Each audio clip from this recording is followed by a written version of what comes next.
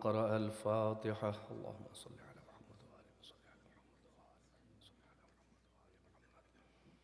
بسم الله الرحمن الرحيم. الحمد لله رب العالمين الرحمن الرحيم مالك يوم الدين. إياك نعبد وإياك نستعين.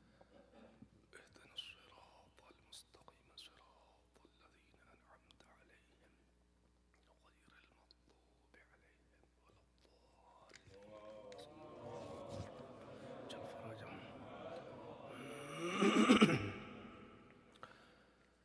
ولا لا حول ولا قوة إلا بالله العلي العظيم. حسبنا الله ونعم الوكيل، نعم المولى ونعم النصير.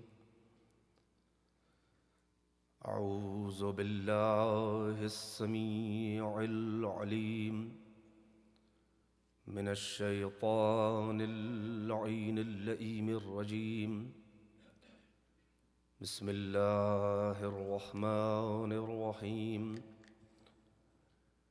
الحمد لله الذي جعل مقام شيعة الحق عليا وصيرهم لخليله إبراهيم في ذلك الاسم سميا. الذي بعد فلا يرى وقرب فشهد النجوى. والصلاة والسلام والتحية والإكرام على المبعوث بالحق نبيا والمصطفى بالرسالة نجيا.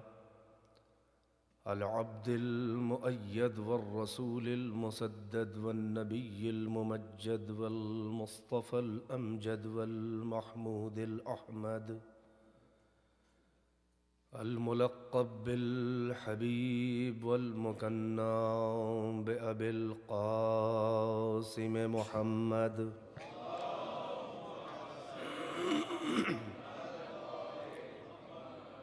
وآله الطيبين الطاهرين المعصومين أعلام الورى ومصابيح الدجى وأمان لأهل السرى الذين أذهب الله عنهم الرجس وطهرهم تطهيرا.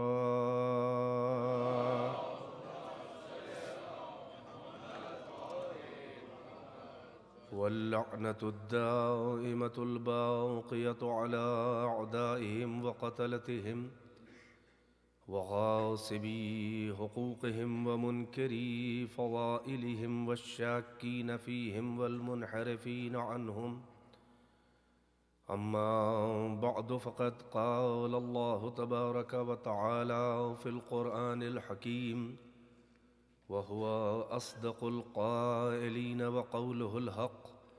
بسم الله الرحمن الرحيم. لا إكراه في الدين قد تبين الرشد من الغي. فمن يكفر بالطاغوت ويؤمن بالله فقد استمسك بالعروة الوثقى لا انفصام لها والله سميع عليم. صلوات بر محمد وآل محمد وعجل فرجہ.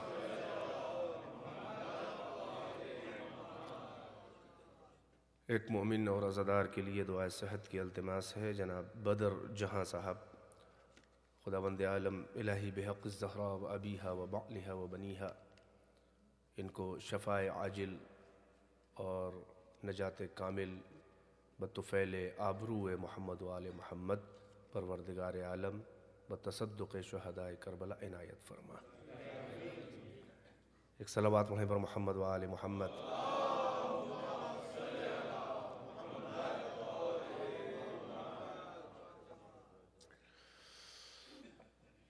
بعض حضرات جن کی جگہ آگے ہے وہ پیچھے بیٹھے ہوئے ہیں، تو یہ بزم نورانی ہے تو خالی نام کا نور نہیں بلکہ نور میں حصہ لیجئے.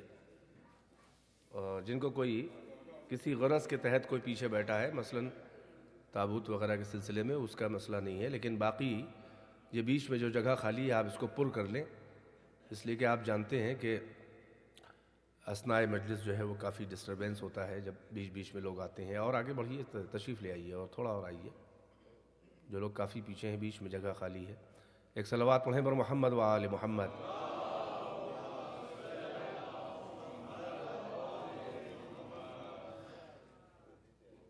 کائنات کے اس بے در گنبد میں صدائے بے نیاز گونج رہی ہے خدائے بے نیاز کی۔ لا اکراہ فی الدین، جوہر عقل انسانی کو اس کی شرافت اور اس کی صلاحیت کی دہائی دیتے ہوئے خداوند عالم کہہ رہا ہے کہ لا اکراہ فی الدین، دیکھو میرے دین میں کوئی اکراہ، کوئی جبر نہیں ہے۔ میں سوچنے کا، میں سمجھنے کا تجھے موقع دے رہا ہوں، خود مجھے بھی بغیر پرکھے ہوئے نہ مان، میرا بھی ایک معیار ہے، مجھے پرکھ لے اور مجھے معیار سے مجھے گرا کے نہ مان۔ تو بالکل مجھے نہ مانے تو مجھے کوئی شکوہ نہیں ہے، مگر مجھے مان کے مجھے معیار سے گرا کے مانا تو مجھے سخت شکوہ ہے۔ نہ ماننے والوں سے زیادہ مان کر مگر ویسا نہ ماننا کہ جیسا میں ہوں۔ اور میں نے تجھے عقل دی ہے لہٰذا اس پر اعتبار کیا ہے، اور خالق سے بہتر کون مخلوق کی صلاحیتوں کو جانتا ہے۔ میرا اعتبار کرنا اس بات کی دلیل ہے کہ تجھ میں وہ صلاحیت ہے جو تجھ سے مجھے ایکسپیکٹیشن اور توقعات ہیں۔ میں نے تیرے خمیر میں جستجو و تلاش کمال کا ذوق رکھا ہے۔ یہ میری پہلی مجلس نہیں ہے کہ جس میں آپ میرے تمہیدی جملوں کو سمجھنے میں دیر لگائیں۔ میں نے تیرے خمیر میں، تیرے سرشت انسانیت میں، تیرے جوہر عقل میں، تیرے نہا خانہ وجود میں، تیرے روح کے عمق میں وہ صلاحیتیں رکھی ہیں کہ تجھ میں جستجو و تلاش در کمال کا ذوق ہے۔ یہ انسان بے کمال ہو کے بھی کمال ہی کو پسند کرتا ہے۔ خمیر بشریت میں یہ انسان کے صلاحیت ہے کہ وہ تلاش کمال میں رہتا ہے، جستجو کمال میں رہتا ہے، اور یہی ذوق کمال طلبی ایک دن انسان کو در حق تک پہنچا دیتی ہے۔ دل کی بستی کے قوانین الگ ہیں، ظاہری دنیا اور ظاہری اعضاء و جوارح کے قانون الگ ہیں۔ یہ ظاہری آرگنز، یہ ظاہری اعضاء و جوارح، یہ خم جبیں ہو سکتا ہے ظاہری طور پر یہ جبیں کسی مصلحت سے کسی بے کمال کے آگے بھی مصلحتاً جھک جائے۔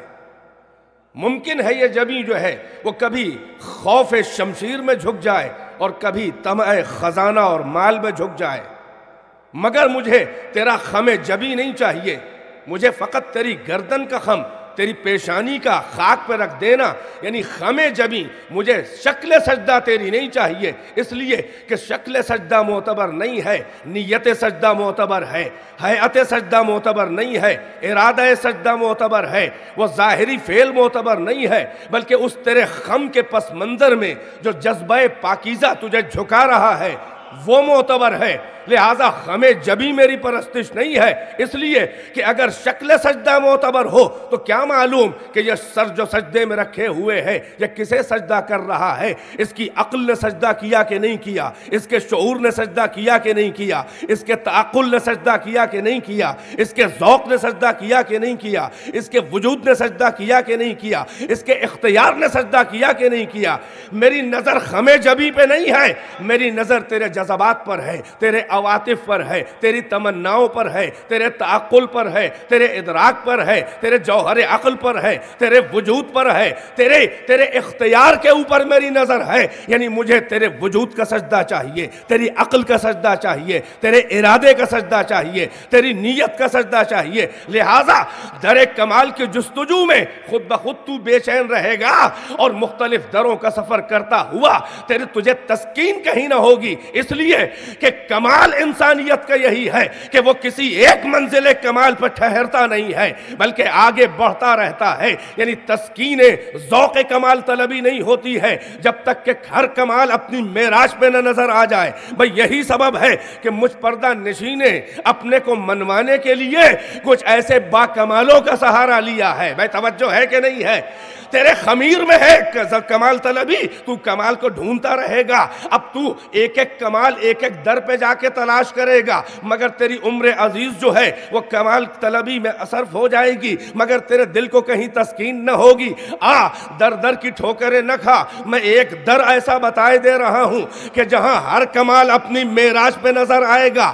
بھئی ذوق عبادت یہی نظر آئے گا، تسلیم و رضا یہی نظر آئے گا، قدرت و حیات یہی نظر آئے گی، عفت و عصمت یہی نظر آئے گی، علم و بلاغت یہی نظر آئے گا، اقتدار و اختیار یہی نظر آئے گا۔ یہ ایک ایسا در ہے کہ اگر تو یہاں پہ آ جا تو تجھے ہر کمال کی تسکین ہو جائے گی اور اس سے اونچا کوئی نظر نہ آئے گا۔ بھئی یہی سبب ہے کہ اس پردہ نشین نے اپنے کو منوانے کے لیے محمد و آل محمد کا سہارا لیا۔ بھئی بیدار ہے کہ نہیں ہے؟ اور حدیث قدسی جو آپ سن رہے ہیں 2 دن پہلے بھی سنا کہ اللہ کی اس حدیث کا مقصد یہی ہے کہ کنتو کنزم مخفیہ، میں چھپا ہوا جواہرات صفات کا خزانہ تھا، مجھے پسند آیا کہ میں پہچانا جاؤں، مجھے محبت ہوئی کہ میرے جواہرات صفات کی معرفت ہو، قدردانی ہو، تو میں نے ایک جوہری کو پیدا کیا، فخلقت الخلق لکے اور تاکہ میری معرفت ہو، میری قدردانی ہو، مجھے پہچانا جائے۔ اور ادھر حضور نے فرمایا کہ اول ما خلق اللہ نوری، سب سے پہلا وہ جوہری میں ہی ہوں کہ جو قدردان پروردگار ہے۔ بھئی توجہ ہے کہ نہیں ہے؟ اس خدا نے اپنی توحید کو منوانے کے لیے اعتبار محمد کا سہارا لیا۔ بھئی بیدار ہے کہ نہیں ہے؟ بھئی یوں تو کہنے کے لیے ہم جب عقائد کی فہرست بناتے ہیں تو کہتے ہیں اول توحید، مگر اگر آپ غور کریں تو منزل اول میں عمل میں گنانے کے طور پہ تو اول توحید ہے، مگر منزل عمل میں اول توحید نہیں ہے،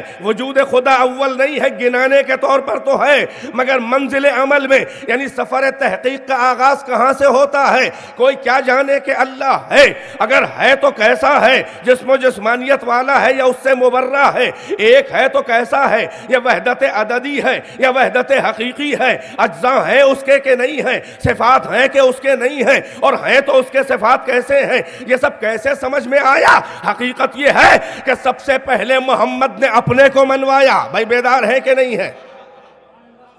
سماعتیں ہیں میری طرف کے نہیں ہے؟ پہلے تجربہ تاریخ اٹھا کے دیکھو کہ پہلے محمد نے اپنے کو منوایا۔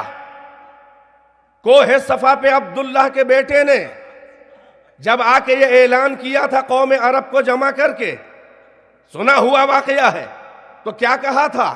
یہی تو کہا تھا کہ اے قوم عرب، اگر میں تم سے کہوں کہ پہاڑ کے پیچھے ایک لشکر ہے جو تم پہ حملہ کرنا ہی چاہتا ہے اور تم پہاڑ کے ادھر کھڑے ہو، تم انہیں دیکھ نہیں رہے ہو، اگر میں یہ کہوں کہ ایک تمہارا دشمن لشکر تم پہ حملہ کرنا چاہتا ہے، تو کیا بغیر اس کے کہ اپنے پیروں سے چل کے اپنی نیکڈ آئی سے جا کے یقین اور اعتبار حاصل کرو، یہیں کھڑے کھڑے کیا میری اس بات پر اعتبار کرو گے؟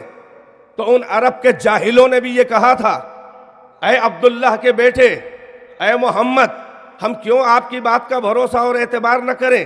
اس لیے کہ بچپنے سے یہ وقت آ گیا، 40 سال کی عمر ہمارے درمیان آپ نے زندگی گزاری، مگر نہ ہم نے آپ کو کبھی جھوٹ بولتے ہوئے دیکھا، نہ کبھی امانت میں خیانت کرتے ہوئے دیکھا، نہ تم سا سچا دیکھا، نہ تمہارا جیسا امین دیکھا۔ بھائی آپ نے دیکھا کہ جس کو ماننا تھا مانگا، پیغمبر نے پیغام دے دیا کہ اگر میرا اعتبار ہے تو ایک خدا وحدہ لا شریک ہے، بتوں کی پرستی چھوڑو، وہی وہ ہمارا اور زمین و آسمان و کائنات کا پیدا کرنے والا ہے۔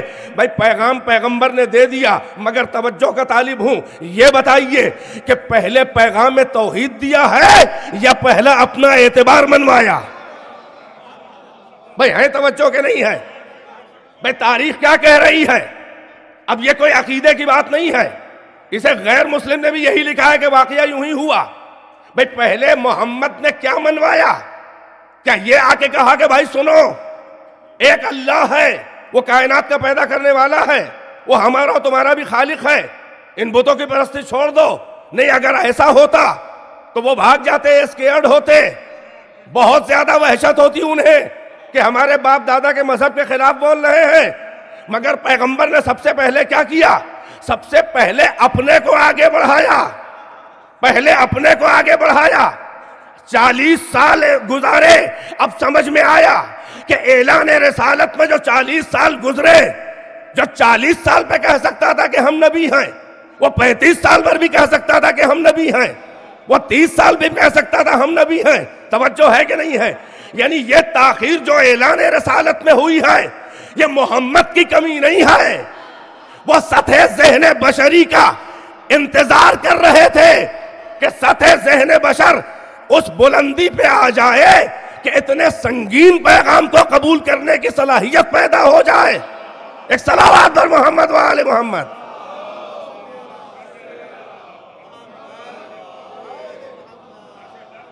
ایک مل جل کے پر محمد و آل محمد صلوات پڑھیں۔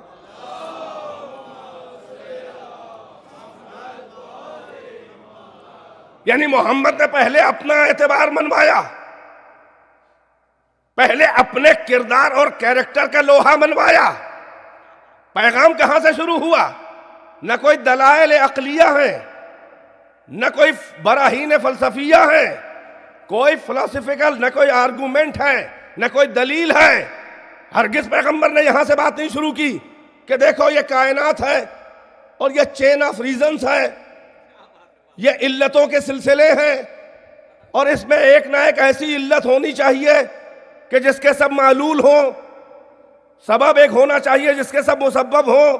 اس لیے کہ بغیر سبب کے کوئی چیز پیدا نہیں ہوتی، کوئی نہ کوئی ریزن ہونا۔ بھائی ظاہر ہے انسان جو ہے ریزننگ اینیمل ہے، تو ریزن سے سمجھانا چاہیے تھا، مگر ریزن سے بات نہیں شروع ہوئی۔ توجہ ہے کہ نہیں ہے؟ محمد نے اپنے کیریکٹر کے اعتبار کو معیار بنایا۔ عقلوں سے پردہ کرنے والے اللہ کو منوانے کے لیے اپنے کیریکٹر اور اپنے کردار و صداقت کو معیار بنایا۔ اس کا مطلب یہ ہے کہ ساری کائنات کی فلسفی دلیلیں ایک طرف، کردار محمد ایک طرف۔ اور فرما رہے ہیں کہ نہیں ہے؟ یہ مجمع کچھ بدلا ہوا ہے کہ آج؟ بہرحال روز والے تو موجود ہی ہیں، جو نئے آئے ہیں وہ آئے ہیں، وہ سن رہے ہوں کہ گھر سے، تو میری تمام تقاریر کو ذہن میں رکھیں کہ لا اکراہ فی الدین خدا نے اپنے کو کیسے منوایا بغیر جبر کے۔ کیسے؟ بھائی عقل کو اختیار و شعور و ادراک سب دے کر کیسے اپنے کو منوایا؟ یہ آسان نہیں تھا، وہ آ کے منوا نہیں سکتا تھا، اس لیے کہ اگر آنکھوں کی حواس خمسہ کی زد میں آ جائے تو خدا نہ رہ جائے۔ پھر یہ پردہ داری بھی ہے اور منوانا بھی ہے، دائرے میں آتا بھی نہیں ہے اور کہتا ہے محسوس بھی کرو۔ بھائی عجب منزل ہے۔ بھائی کس نے اپنے ذریعے منوایا؟ یہ کردار محمد تھا، یہ اعتبار محمد تھا کہ اپنی صداقت اور امانت اور اپنے کیریکٹر کے ذریعے ان کو جھکا لیا، ایسے جاہل کے جن کا زمانہ ہی جاہلیت کہلایا۔ بھائی توجہ ہے کہ نہیں ہے؟ یعنی خداوند عالم بیدار رہیے گا، یعنی اعتبار محمد پہ اللہ نے اپنے کو منوایا اور منوا لیا، مگر یہ کیسے منوایا؟ بھائی بیدار رہیے گا۔ اسی لیے قرآن مجید میں، اب بڑی خاص توجہ صاحبان علم، ایک علمی پہلو ہے، قرآن مجید میں خداوند عالم نے جس ایک مختصر سے سورے میں اپنی توحید کو بیان کیا، وہ ہے سورہ توحید، جسے سورہ اخلاص کہتے ہیں۔ جسے عام زبان میں قل هو اللہ احد، اس چھوٹے سے 4 ورسز 4 آیتوں کے سورے میں کہ جس کوزے میں بحر ناپیدا کنارے وحدت کو اس نے سمو دیا، اس سورے سے مکمل توحید پورے قرآن میں نہیں ہے۔ یہ اتنا چیلنجنگ سورہ ہے کہ امام زین العابدین علی ابن الحسین سجاد علیہ السلام، توجہ کیجئے گا، چوتھے امام کی حدیث ہے، امام نے فرمایا، ہم صرف صحیفہ کاملہ، زبور آل محمد، انجیل اہل بیت جو امام کی دعاؤں کا مجموعہ ہے، اس میں بھی دعاؤں کے ذریعے جو ہے وہ کیا کیا انہوں نے سمجھایا ہے، پورا درس انسانیت اور درس زندگی و بندگی دعاؤں کے پیرائے میں دیا۔ کربلا کے بعد کے حالات کچھ اور ایسے تھے، اور آ گئی ہے بات تو کہتا چلوں کہ دو پورشن ہیں ائمہ کے کلام کے، ایک پورشن وہ ہے جو مخلوق سے مخاطب ہیں، ایک حصہ وہ ہے جو خالق سے مخاطب ہیں۔ مخلوق سے مخاطب ہوتے وقت انہیں یہ شدید خیال تھا کہ جن لوگوں سے مخاطب ہیں ان کی سطح عقل اور ان کے ذہن اور ان کے سمجھنے کی صلاحیت کے معیار پہ مجبوراً گر کے ائمہ گفتگو کرتے تھے۔ نہیں میرے مجمع میں مجھے کچھ اجنبی سماعتیں نظر آ رہی ہیں۔ یا اللہ بھائی توجہ نہیں کر رہے ہیں، بھائی بیدار رہیے گا۔ 2 کلام کے پورشن ہیں، ایک حصہ وہ ہے کہ جو مخلوق سے مخاطب ہیں، ایک حصہ وہ ہے جو اپنے خالق سے مخاطب ہیں۔ مخلوق سے گفتگو یعنی وہ جو ان کی حدیثیں ہیں، خالق سے گفتگو جو ان کی دعائیں ہیں۔ مخلوق سے گفتگو میں ان کی یہ مجبوری تھی، یہ ان کے علم کی مجبوری تھی۔ اگر وہ سطح ذہن کا اور پیشانی پہ لکھے ہوئے خطوط کا اور صلاحیت عقل کا اگر مطالعہ نہ کرتے ہوتے، اگر یعنی وہ محرم راز نہ ہوتے اور وجود انسانیت میں جھانک کے اگر وہ نہ دیکھنے کی صلاحیت رکھتے، تو وہ ہمارے جیسے ذاکروں کی طرح ایسی ہی گفتگو کرتے کہ مجمع کی سطح کچھ اور ہے، گفتگو کی سطح کچھ اور۔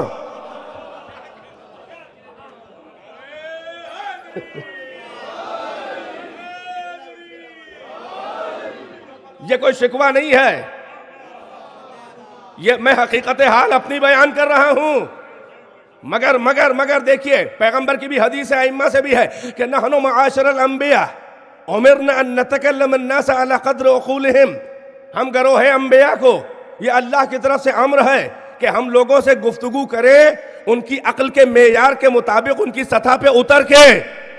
تو جو عام گفتگو لوگوں سے ہے جو ہدایت کے لیے کی ہے، یہ ان کے علم کی مجبوری ہے کہ وہ سطح ذہن کو دیکھ کے عقل کے معیار پر اتر کے گفتگو کر رہے ہیں۔ یعنی جو عام لوگوں سے گفتگو ہے ائمہ اہل بیت کی، محمد و آل محمد کی، یہ وہ ان کا بلاغت اور علم کا اصلی معیار نہیں ہے، اس لیے کہ انہیں سطح سے نیچے گرنا پڑا سمجھانے کے لیے۔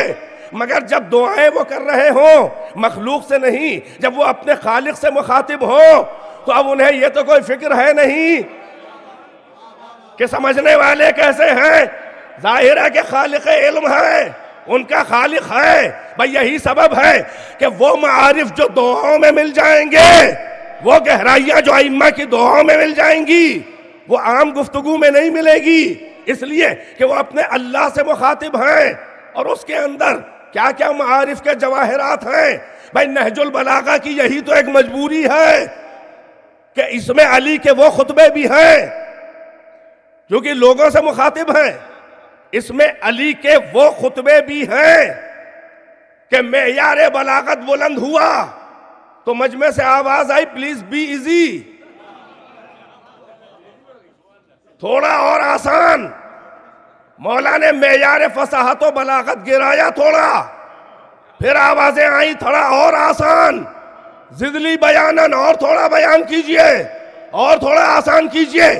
تو روایت میں ہے کہ ایک منزل ایسی بھی آئی کہ علی نے فرمایا کہ اب اس سے زیادہ معیار فصاحت اور بلاغت سے گرنا میرے شایان شان نہیں۔ میں توجہ ہے کہ نہیں ہے؟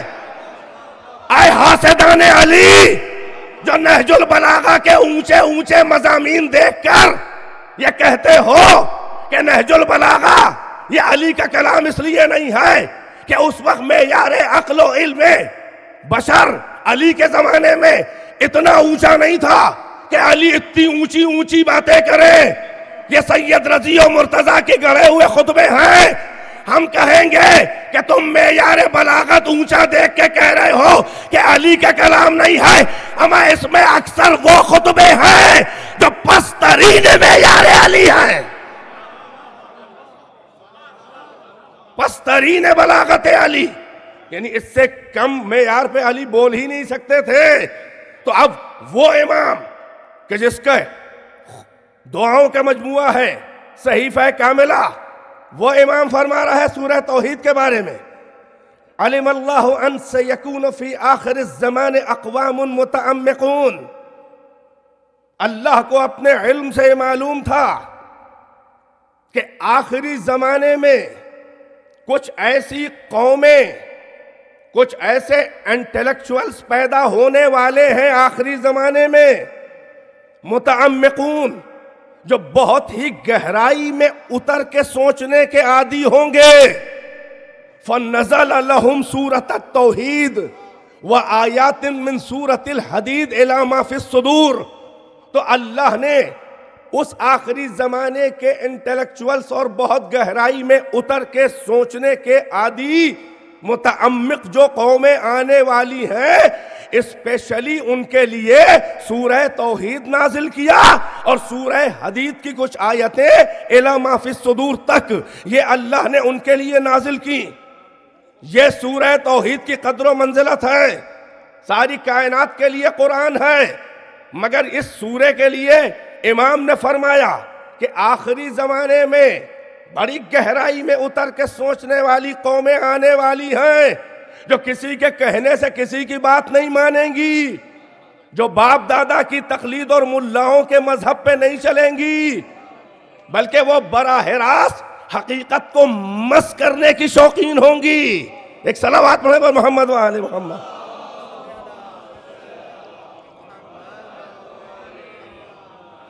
ایک اور صلوات سے نواز دیں۔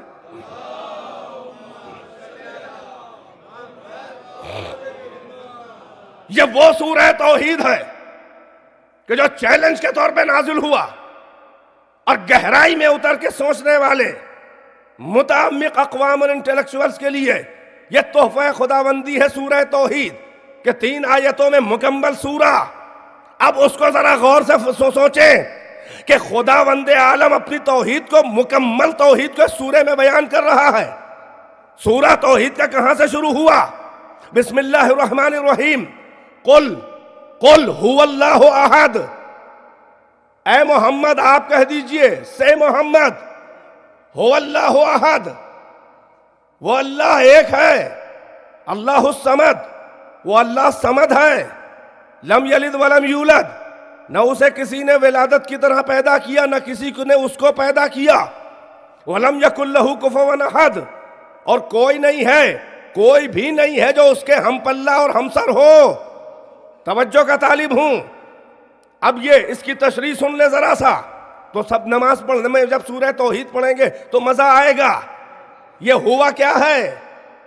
ہوا کیا ہے؟ ہوا یہ پروناؤن نہیں ہے جسے آپ ہی انگلش میں کہتے ہیں، وہ ہم لوگ کہتے ہیں اردو میں۔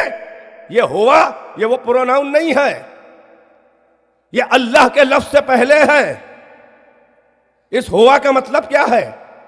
اگر ہوا پروناؤن ہوتا تو عربی گرامر کے لحاظ سے پہلے لفظ اللہ آتا پھر ہوا آتا، اس لیے کہ اگر آپ خالی ہوا بول دیں تو پروناؤن کا یوز اس وقت تک جو ہے وہ صحیح اس کا یوسیج نہیں ہوتا جب تک کہ پہلے کوئی ناؤن نہ آ جائے، یعنی یہ پروناؤن اس ناؤن کے لیے ہے۔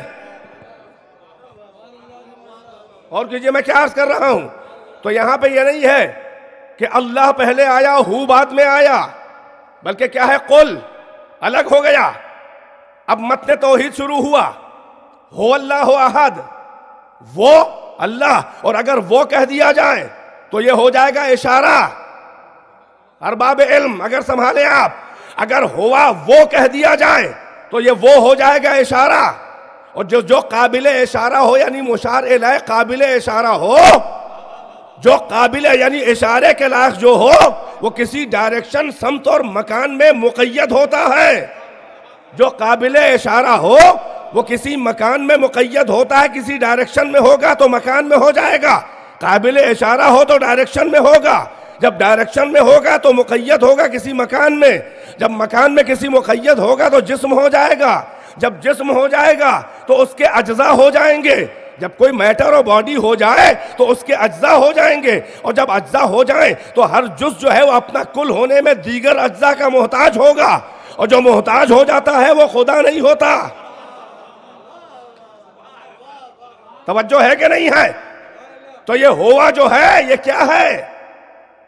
یہ پروناؤن نہیں ہے، یہ اشارہ نہیں ہے، بلکہ صدر المتعلہین ملا صدر الدین شیرازی، تاریخ فلسفہ اسلامی کا ٹرننگ پوائنٹ، جن کی الحکمت المتعالیہ الاسفار الاربعہ فلسفے کی وہ کتاب ہے کہ جو بڑی بڑی ویسٹرن کنٹریز کی یونیورسٹیز میں بھی پڑھائی جاتی ہے فلسفے میں۔ ملا ہادی سبزواری اس شیعہ متکلم، اور صدر الدین شیرازی ملا صدرہ شیعہ متکلم اور عارف اور فلسفی، انہوں نے اپنی تفسیر میں لکھا کہ یہ ہوا نہ پروناؤن ہے، نہ ضمیر ہے، نہ اس میں اشارہ۔ توجہ، یہ ہوا اللہ کا وہ نام ہے کہ جو اللہ سے بھی اونچا اور اللہ سے بھی مقدم ہے۔ یہ ہوا اس وقت کا، یہ اس وقت کے ماحول کا نام ہے کہ جب اللہ کو اللہ کہنے والا بھی کوئی نہ تھا۔ یہ وہ مقام ہویت ہے کہ جب عدم کا سناٹا تھا، ہو کا سناٹا آپ کہتے ہیں نا، ہو کا سناٹا، یعنی لفظ ہو کی آواز اور صدا اور صوتی آہنگ میں سناٹا ہے۔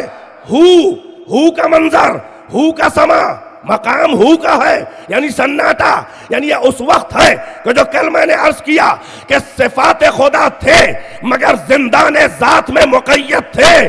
اللہ تھا مگر کوئی اللہ کہنے والا نہ تھا، یعنی اللہ سے پہلے بھی وہ اس کا نام ہے جو اللہ سے اونچا ہے۔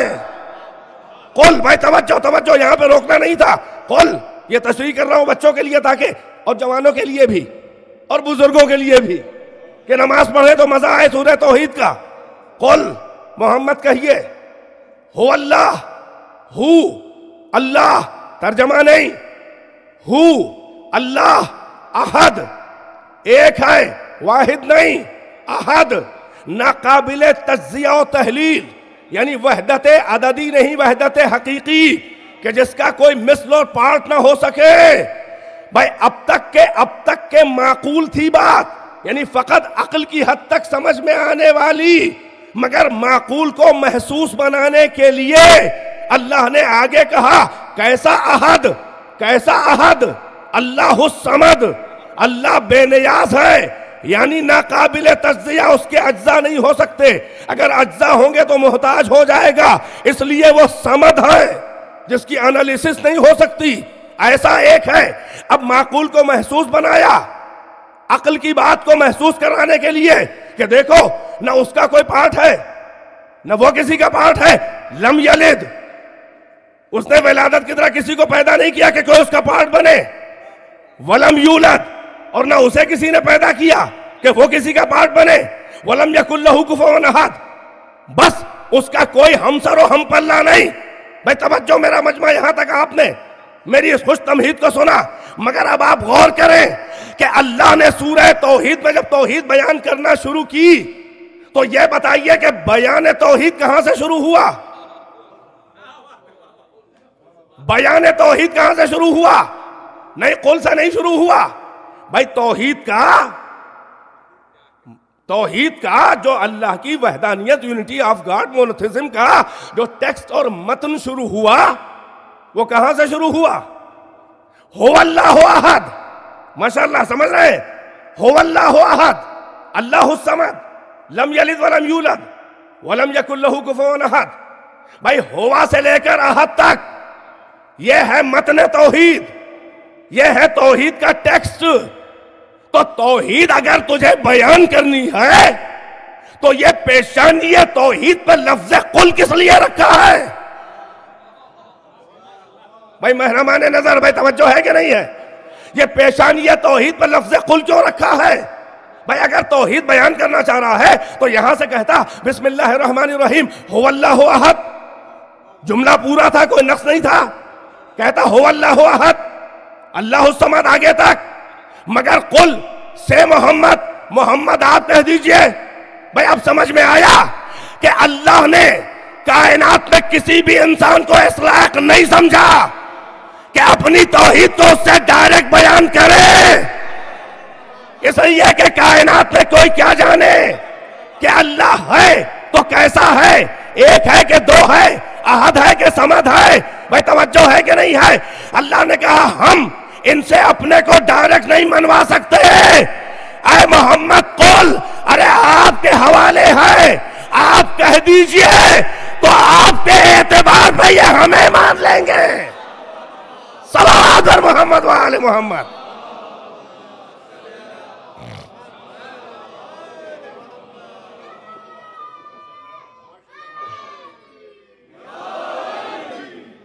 ایک مل جل کے صلوات سے نوازیں.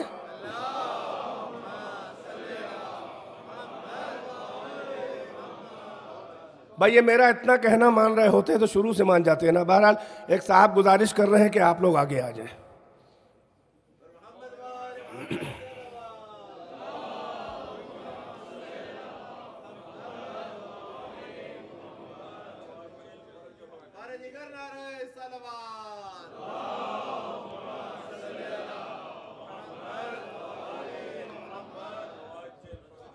بیدار ہے کہ نہیں ہے بھائی؟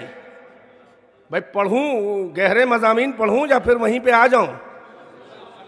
وہی میں نے کہا ہومیوپیتھی کو مونگ کی کھچڑی چاہیے تو دوں. ایک اور صلوات مل جل کے پڑھیے تو آگے بڑھوں.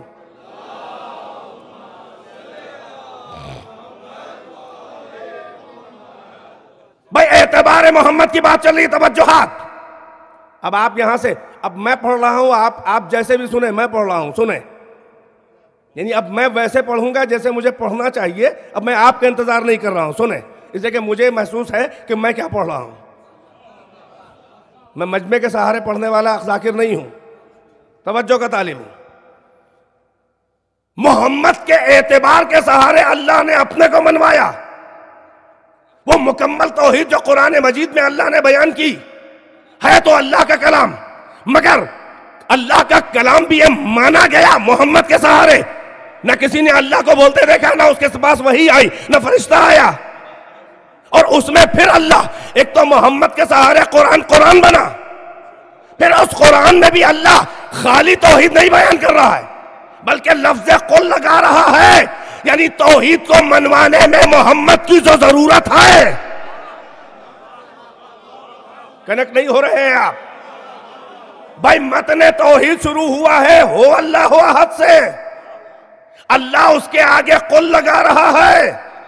ڈائریکٹ کسی انسان کو اس لائق نہیں سمجھتا اللہ کہ اس سے یہ کہے کہ بھائی ہو اللہ احد، اللہ ایک ہے. نہیں، قل آپ کہہ دیجئے.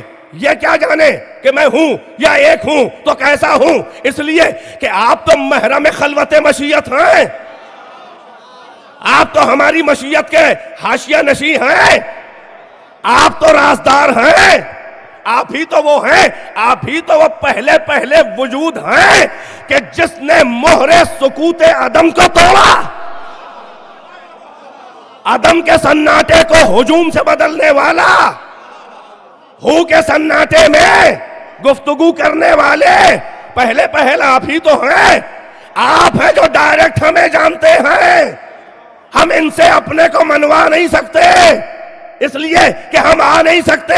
آپ کے اعتبار کے سہارے آپ کہہ دے تو یہ ہمیں مان لیں گے. بھائی بیدار ہے کہ نہیں ہے؟ لہذا دیکھیں توحید میں ایک ہے متن جو ٹیکسٹ ہے. کوئی بھی خبر ہو، کوئی انفارمیشن، اسے کیا کہتے ہیں؟ اسے ٹیکسٹ کہتے ہیں. اس انفارمیشن کے جو متن ہوتا ہے، کیا بولا گیا، ٹھیک ہے نا.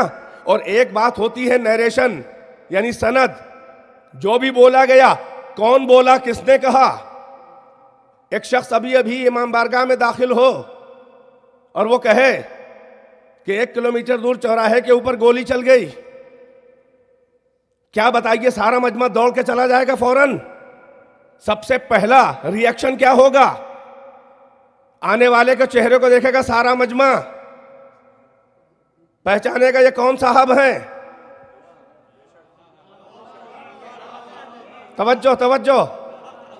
جیسے ہی کسی نے آ کے کوئی خبر دی فوراً چہرہ دیکھے گا, شخصیت کو دیکھے گا, ماضی پہ نظر ڈالے گا, کیریکٹر دیکھے گا, اور اگر سب نے دیکھ کے ایسا شخص نظر آیا کہ جو کبھی سچ ہی نہیں بولتا, ہمیشہ مزاح کرتا ہے, بھولے سے بھی سچ نہیں بولتا, توجہ ہے کہ نہیں ہے, یا کبھی سچا کبھی جھوٹا, تو سارے مجمع میں سبھی ایک دوسرے کہیں گے ہمیں بیٹھو, ان صاحب کا تو کوئی اعتبار ہی نہیں ہے, یہ ہمیشہ ایسی ہی الٹی سیدھی خبریں لاتے ہیں, لہذا زحمت کرنے کی ضرورت نہیں ہے. چاہے بعد میں خبر ملے کہ گولی چل گئی تھی, چاہے بعد میں خبر ملے کہ واقعہ سچا تھا, مگر سچے واقعے کا بھی اعتبار جاتا رہا بیان کرنے والے کے کیریکٹر کے حوالے سے. توجہ ہے کہ نہیں ہے؟ سچے واقعے کا بھی بھروسہ جاتا رہا بیان کرنے والے کے کیریکٹر اور کردار اور اس کے ماضی کو دیکھ کر. اس کے برخلاف ایک دم سے کسی نے جیسے ہی آ کے کہا کہ گولی چل گئی, جیسے ہی چہرہ دیکھا کہا بڑے متقی, بڑے پرہیزگار, بڑے سنجیدہ, مزاح میں بھی جھوٹ نہیں بولتے, بہت سیف ہیں, جو کہہ دیا وہ ہو کے رہا, ویسا ہی خبر دیتے ہیں جو ہوتا ہے. صداقت کے اعتبار میں ہر ایک کو یقین آ گیا, اتفاق سے چاہے یہی واقعہ جھوٹا ہو. بھائی توجہ ہے کہ نہیں ہے؟ چاہے بعد میں خبر ملی کہ ایسا نہیں ہوا, مگر ان کے کیریکٹر کے سہارے سے خبر کو مان لیا. بھائی ادھر توجہ. تو کوئی بھی انفارمیشن, کوئی بھی ٹیکسٹ, کوئی بھی متن, کوئی بھی خبر ہو, خبر کے اعتبار کا پہلا زینہ یہ ہے کہ کس نے کہا, وہ صاحب کیسے ہیں. توجہ ہے کہ نہیں ہے؟ تو جو خبر دی گئی اسے کہتے ہیں متن, جس نے آ کے بیان کیا اسے کہتے ہیں سند, جو خبر کے کنٹینٹس ہیں اسے کہتے ہیں انفارمیشن, خبر, متن, اور کس نے آ کے کہا اسے کہتے ہیں سند اور نیریشن. توجہ ہے کہ نہیں ہے؟ یہی روایتوں میں ہے کہ خبر کا اعتبار سند پہ ٹھہرا ہوتا ہے, انفارمیشن کا بھروسہ نیریشن پہ ٹھہرا ہوتا ہے. اب ہم سے نہ پوچھو کہ توحید کے متن کے اوپر, توجہ بھائی, متن توحید ہوا سے شروع ہوا, مگر اس پہ اللہ نے قل لگایا, تو ہوا سے احد تک یہ ہے متن توحید, اور قل کیا ہے, یہ ہے سند توحید. بھائی اس سے بڑھ کے نہیں ہے وضاحت کر سکتا. صلوات پر محمد و آل محمد.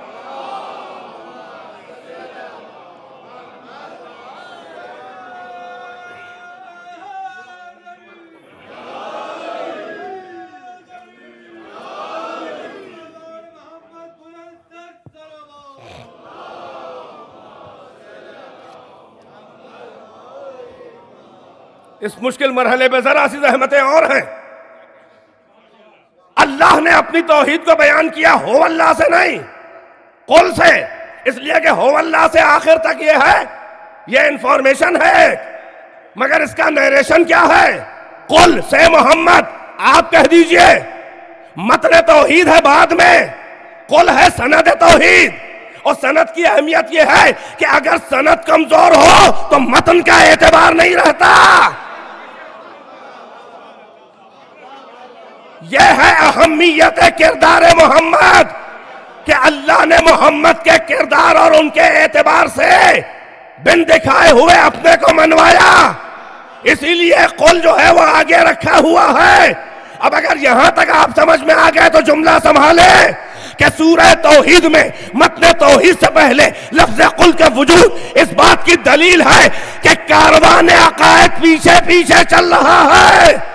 بھائی جملہ سنبھالے, کاروان عقائد پیچھے پیچھے چل رہا ہے, اعتبار محمد آگے آگے چل رہا ہے. صلوات اور محمد و آل محمد.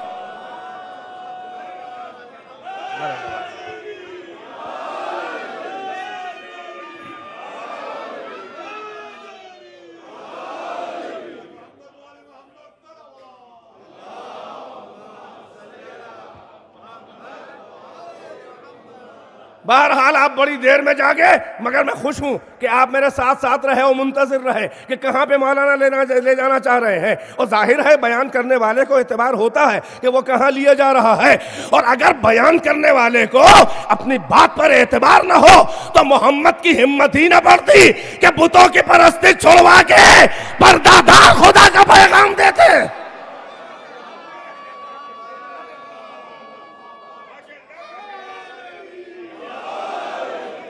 تو اللہ نے اپنی توحید کو، ماشاءاللہ، اللہ نے اپنی توحید کو محمد کے اعتبار کے سہارے منوایا.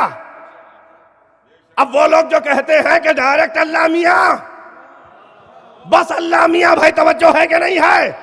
بس توحید خالص کے پرستار اللہ میاں کے پڑوسی، توحید خالص کے پرستار. بھائی محمد کو بیچ سے ہٹا دو.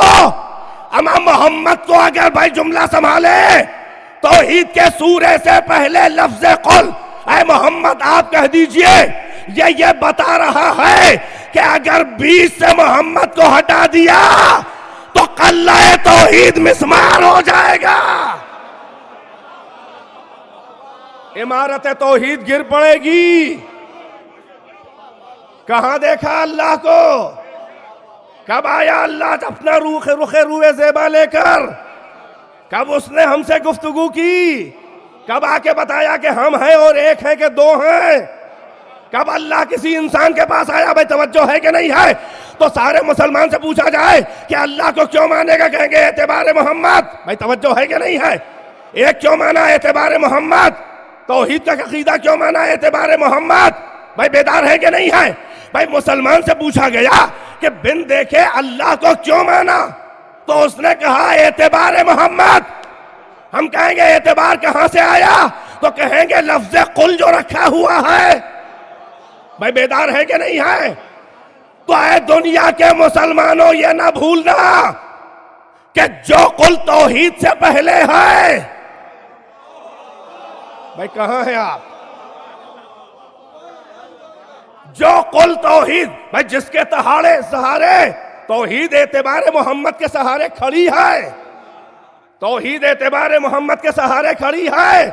تو سارے مسلمان قرآن پڑھنے والوں، سورہ توحید سے پہلے قل کو ماننے والوں، یہ یاد رہے کہ جو قل توحید سے پہلے ہے وہی قل آیہ مودت سے پہلے بھی ہے.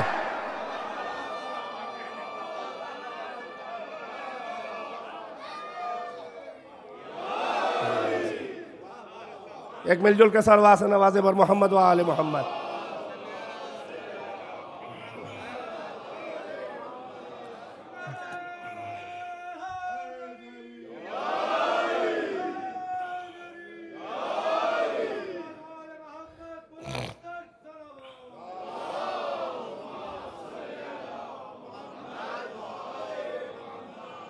اب ادھر بڑی خاص توجہ، جو قل توحید سے پہلے ہے، جو سورہ قل هو اللہ احد میں جو قل توحید سے پہلے ہے وہی قل آیہ مودت سے پہلے بھی ہے. قل لا اسألکم علیہ اجرا. اب مودت قربہ کو یہ نہ سمجھنا کہ یہ محمد اپنے رشتہ داروں کی طرح سے منوا رہے ہیں اپنے لیے.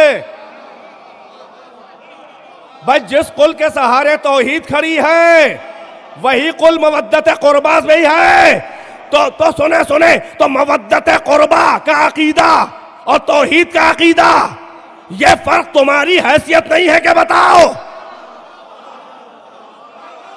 میں کیا سن رہے ہیں آپ؟ بھائی مودت قربہ بھی ایک عقیدہ ہے، اجر رسالت، توحید بھی ایک عقیدہ ہے. اب آپ فرق کر رہے ہیں کہ توحید ہے، اہل بیت ہے، اللہ ہے، اہل بیت ہے. یقیناً ہے توحید ہے اور محبت اہل بیت ہے. ہم نے مانا فرق ہے، مگر تمہاری یہ حیثیت نہیں ہے کہ دونوں کا فرق بتاؤ، اس لیے کہ تمہیں ڈائریکٹ توحید ملی کہاں ہے؟ اما جس دہن سے توحید ملی ہے اسی دہن سے مودت قربہ بھی ملی ہے.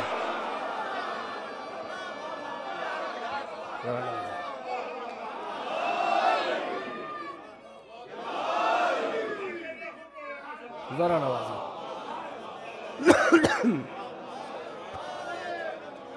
تو جو قل ماشاءاللہ.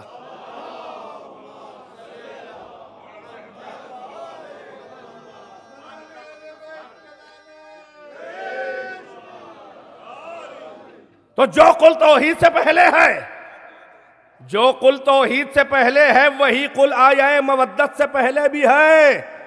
قل لا اسألکم علیہ اجرا الا المودۃ فی القربى. تمہیں توحید و مودت قربہ میں فرق کرنے کا حق نہیں ہے، اس لیے کہ دونوں نتیجہ قل ہیں.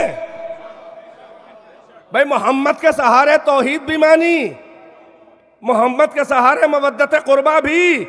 یہاں بھی قل ہے وہاں بھی قل. یہ نہیں چلے گا کہ وہ قل مان لیا یہ قل نہیں مانو گے.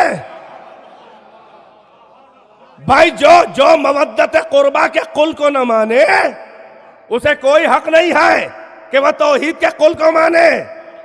جو توحید کے قل کو مانتا ہے وہ اس قل کو بھی مانے، اور جو دونوں قل کا نہ مانے اس کے عقیدے پہ چاروں قل پڑھ دیجئے.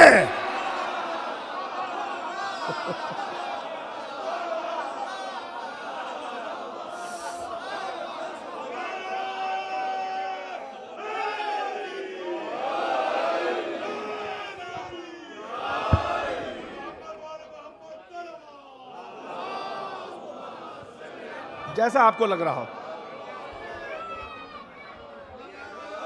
ماشاءاللہ ماشاءاللہ.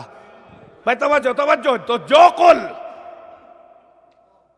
اعتبار محمد کے سہارے توحید کھڑی ہے، محمد کی شخصیت کو ہٹایا تو قلعہ توحید گر جائے گا. قل ہی کے سہارے تو کاروان عقیدہ چل رہا ہے. بھائی یہی تو وہ پہلا آئینہ اور جوہری ہے کہ جس کے سہارے اللہ کو مانا گیا. توجہ ہے کہ نہیں ہے؟ بھائی وہ ہوتا مگر کوئی نہ جانتا کہ وہ ہے. بیدار ہے کہ نہیں ہے؟ وہ ہوتا اور کوئی نہ جانتا کہ وہ ہے.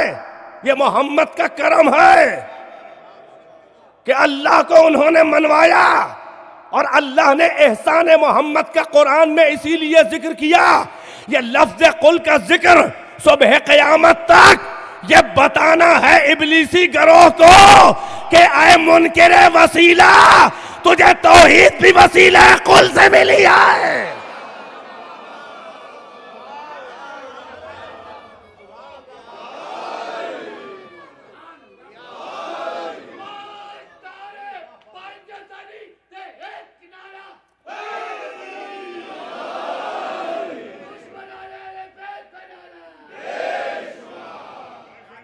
ایک مل جل کے برائے عظمت اہل بیت صلوات.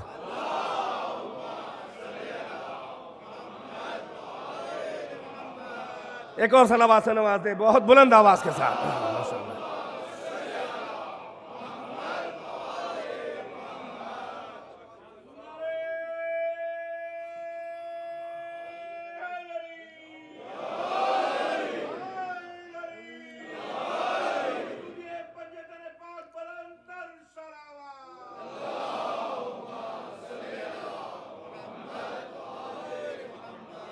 بھائی انہی محمد و آل محمد کے ذریعے اللہ نے اپنے کو پہچانوایا، اپنے کو منوایا. اللہ ہے باطن. توجہ اہل علم، اللہ ہے باطن چھپا ہوا. محمد و آل محمد ہے ظاہر.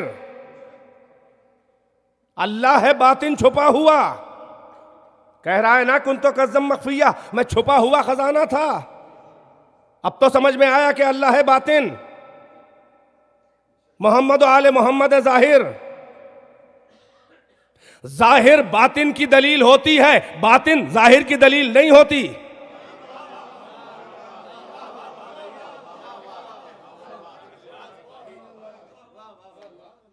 اوپر ستی بیان سننے کی عادت آپ لوگوں کی پڑ گئی. ارے آپ ذرا گہرائی میں اتر کے سننے کی عادت ڈالیے. اتنی گہرائی میں نہ اتر جائیے کہ ہم سمجھی نہ پائیں کہ سن رہے ہیں کہ نہیں سن رہے ہیں. یہ مضامین ماشاءاللہ میں دیکھ رہا ہوں پرسوں سے جو سطح گفتگو اوپر اٹھا ہے تو آپ ساتھ ہیں، تو اب اسی کو کلائمیکس پہ میں لے آیا ہوں، اس لیے کہ اب تو میرے پاس ٹائم نہیں ہے کہ میں اس کے آگے لے جاؤں.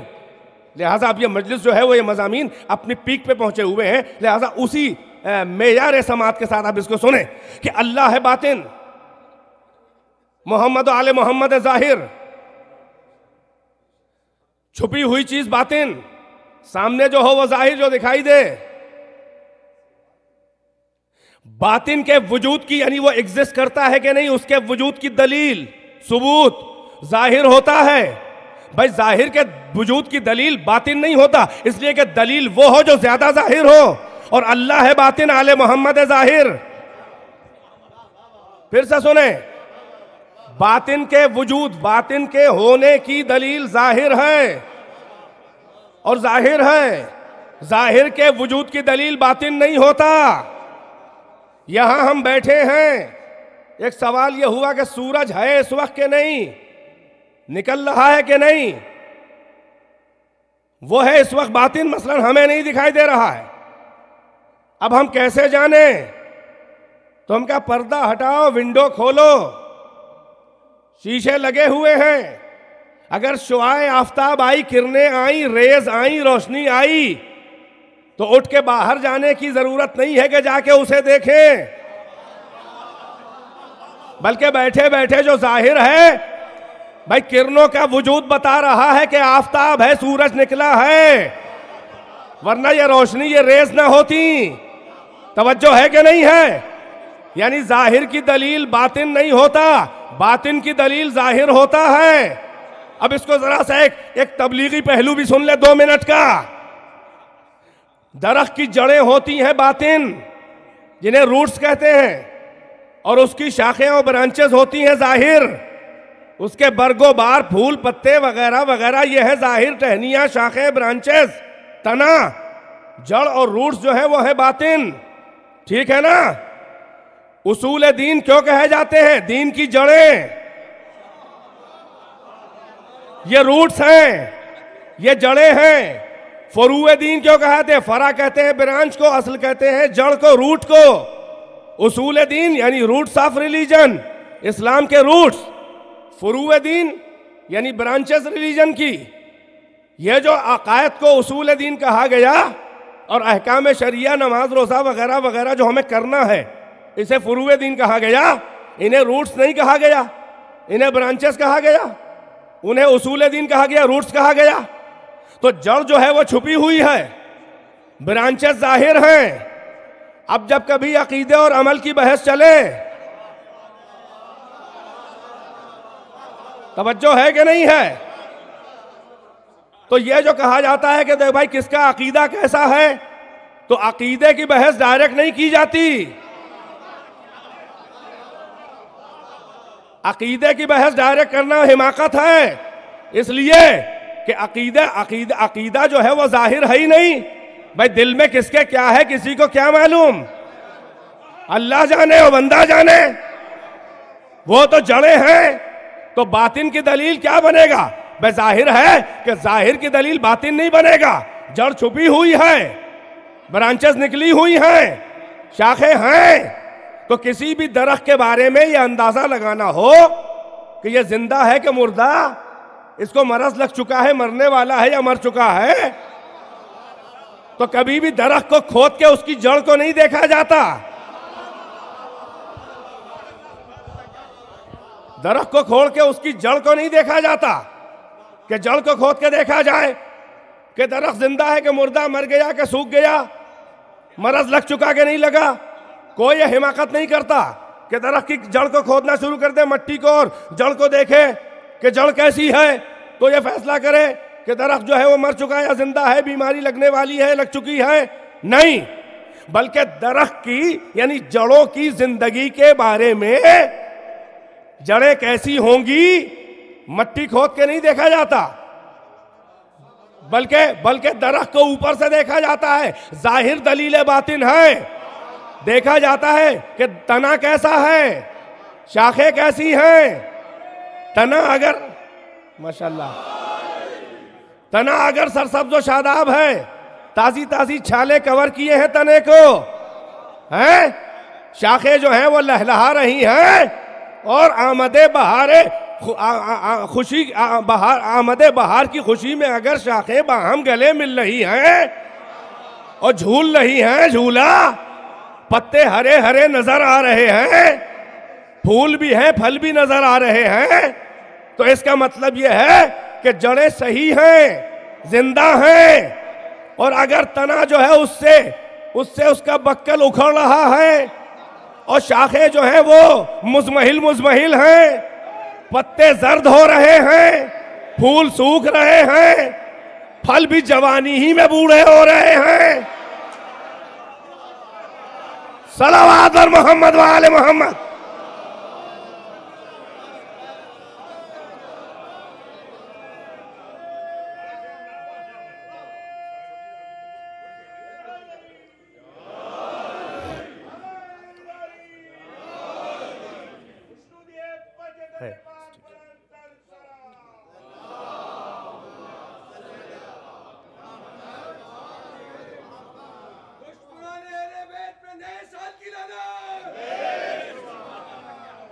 توجہ ہے کہ نہیں ہے؟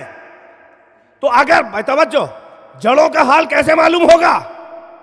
بھائی شاخوں کو دیکھو، پتوں کو دیکھو، پھلوں کو دیکھو، برگو بار اگر ہیں، پھل تازے تازے جمع نظر آ رہے ہیں، پتے اگر مزمحل و زرد نہیں ہیں، چہرہ اترا نہیں ہے بلکہ ہریالی چھائی ہوئی ہے، توجہ ہے کہ نہیں ہے؟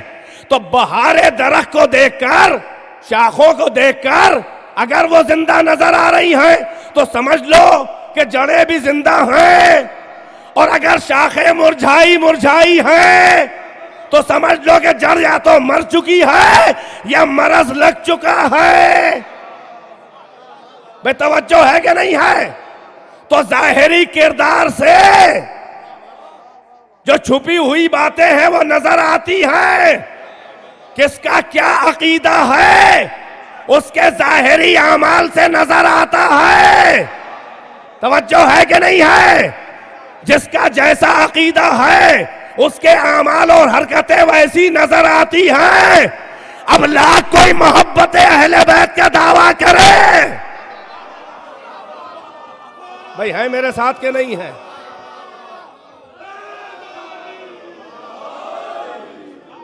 لاکھ کوئی محبت اہل بیت کا دعویٰ کرے، یہ تو منافق کی مجبوری ہے کہ اجر رسالت میں مودت قربہ قرآن نے مانگ لی تو اسے زبانی صحیح اہل بیت کی محبت کا دم بھرنا پڑتا ہے، مگر ظاہر کی دلیل باطن نہیں ہے، باطن کی دلیل ظاہر ہے. بھائی کیا غور کر رہے ہیں؟ بیدار ہے کہ نہیں ہے؟ بھائی اسی لیے چھٹے امام نے فرمایا کہ شیعتنا خلقو من فاضل طینتنا، ہمارے شیعہ ہماری بچی ہوئی مٹی سے پیدا ہوئے ہیں. کون سی مٹی؟ ارے وہ تو نور مجسم ہے. ان کی مٹی بھی جو ہے جس سے ان کے جسموں کی خلقت، وہ طینت نورانیہ ہے. محمد آل محمد کی طینت نورانیہ، ان کی نورانی مٹی یہ اتنی لائٹ اور لطیف ہے کہ جبرائیل سے آگے نکل جائے. نہیں محسوس کیا آپ نے؟ یہ ان کی طینت نورانیہ ہے، اور امام یہ شرف دے رہے ہیں شیعوں کو کہ ہمارے شیعہ ہماری بچی ہوئی مٹی سے پیدا ہوئے ہیں. اب بچی ہوئی مٹی کا اثر سنو. یفرحون لفرحنا، جب ہم آل محمد کی خوشی ہوتی ہے تو خوش نظر آتے ہیں. وَيَحْزَنُونَ لِحُزْنِنَا، جب ہم آل محمد کا غم ہوتا ہے، جب ہم رنجیدہ ہوتے ہیں تو یہ بھی غمناک نظر آتے ہیں. ہماری خوشی میں اپنا غم پیچھے کرتے ہیں، ہمارے غم میں اپنی خوشی کو پیچھے. بھائی توجہ ہے کہ نہیں ہے؟ ارے یہ ملا بھی محبت اہل بیت کا دعویٰ کرتا ہے. اگر یہ فاضل طینت سے ہوتا، اگر یہ اہل بیت کا چاہنے والا ہوتا تو عاشور کے دن خوشی نہ مناتا.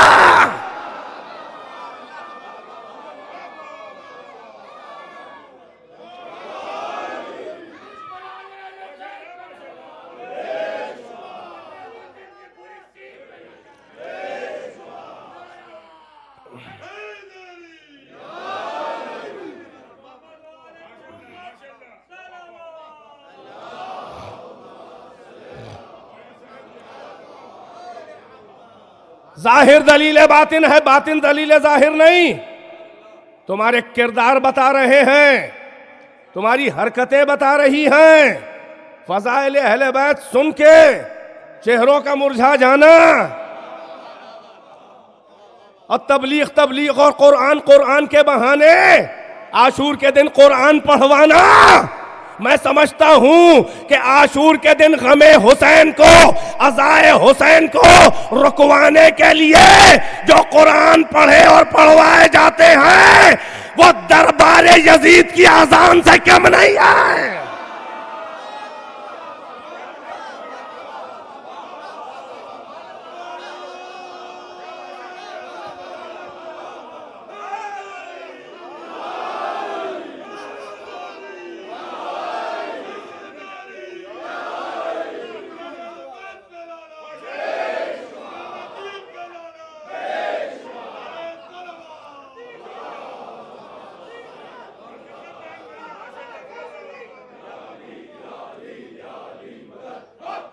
وہ دوست نما دشمن کہ جو شب عاشور کی مجلس میں لیپ ٹاپ کو ٹیبل پر رکھ کے برین کی فنکشننگ بیان کرے، ان سے بتا دو کہ فاضل طینت کی برین واشنگ کوئی ملا نہیں کر سکتا.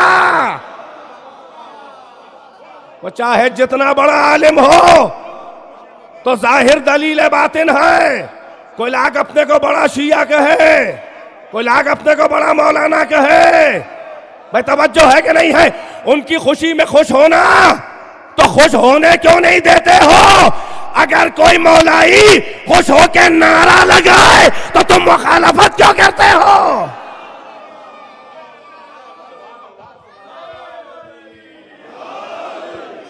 بہرحال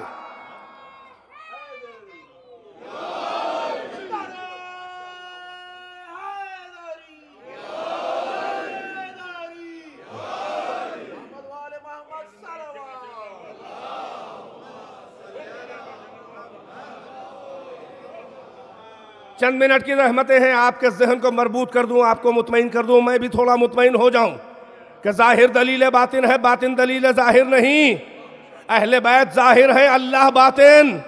وہ آفتاب احدیت ہے. بس ختم ہے آخری مرحلہ میری تقریر کا، اور زحمتیں چند منٹ میں تمام. اہل بیت ہے ظاہر، اللہ ہے باطن. اللہ ان کے وجود کی دلیل نہیں ہے، وہ ہے چھپا ہوا. اہل بیت ظاہر ہے، یہ اللہ کے وجود کی دلیل ہے. توجہ ہے کہ نہیں ہے؟ بھائی اسی لیے توجہ، وہ ہے آفتاب احدیت. اسی لیے امام باقر علم النبیین، امام محمد باقر علیہ السلام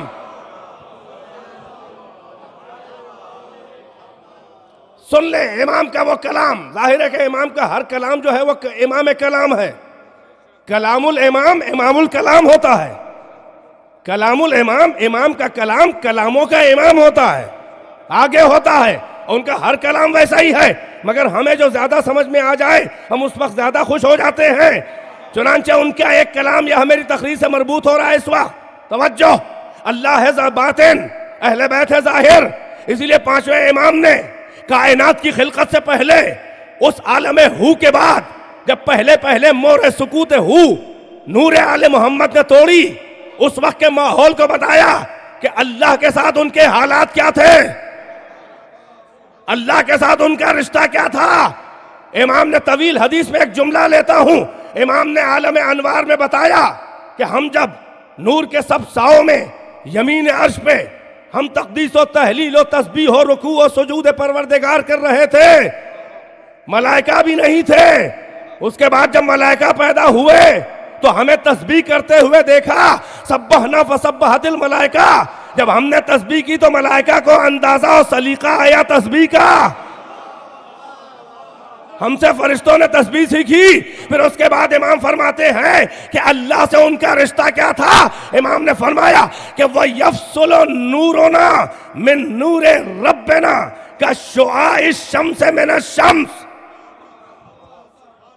اس وقت کا ماحول، ہم اہل بیت کا نور ہمارے رب کے نور سے ایسا چھوٹ رہا تھا. بھائی فصل کا ترجمہ اردو میں اس سے بہتر نہیں ہو سکتا. جدا نہیں ہو رہا تھا، جدا نہیں ہو رہا تھا. ہمارا نور، ہم اہل بیت کا نور ہمارے رب کے نور سے ایسا چھوٹ رہا تھا کہ جیسے سورج سے اس کی کرنیں چھوٹتی ہیں. بھائی بڑی پرفیکٹ سملی ہے یہ، مکمل یہ تشبیہ ہے. امام فرما رہے ہیں کہ عالم انوار میں جب ہم پہل آئے، پیدا کیا اللہ نے ہمیں، تو ہمارا اللہ سے رشتہ کیا تھا؟ یفصل نورنا من نور ربنا کشعاع الشمس من الشمس. ہم اہل بیت کے نور ہمارے رب کے نور سے ایسے چھوٹ رہے تھے کہ جیسے سورج سے اس کی کرنیں چھوٹتی ہیں. کیا کامل تشبیہ ہے. اپنے کو سورج نہیں کہا بلکہ سورج کی کرنیں کہیں، شعاع شمس کہی. وجہ کیا ہے؟ بھائی اس کرنیں سورج نہیں ہے. توجہ کا طالب ہوں. کرنیں سورج نہیں ہے مگر سورج سے جدا بھی نہیں ہے. اے کاش کہ اس کو ویسے سنبھالیں، آپ گہرائی میں جا کے غور کریں.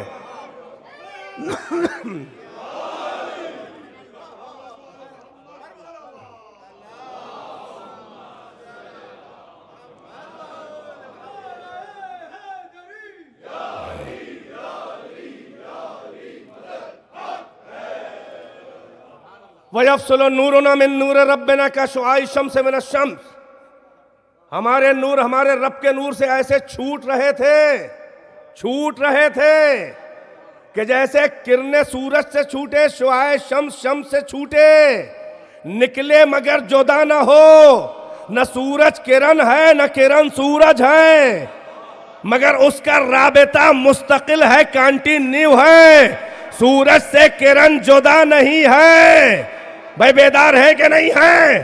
یعنی ہم شعاع شمس ہیں، وہ آفتاب احدیت ہے. جب اسے پسند آیا کہ پہچانا جاؤں تو ہم کو اس نے کرنیں بنایا. سورج دلیل کرنوں کے وجود کی نہیں ہے بلکہ کرنوں کو دیکھو، سورج کو سمجھ لو.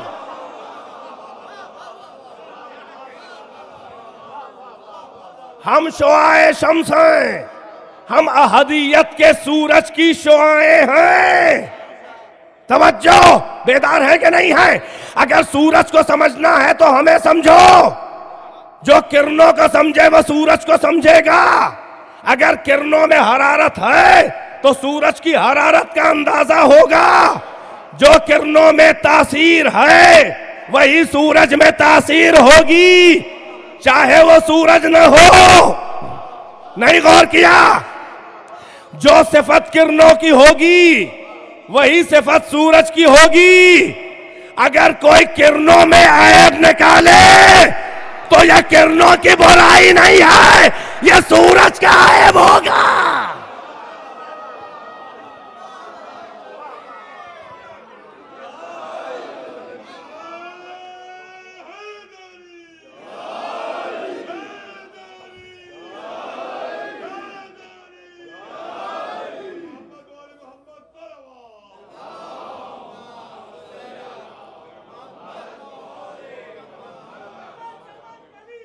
ماشاءاللہ.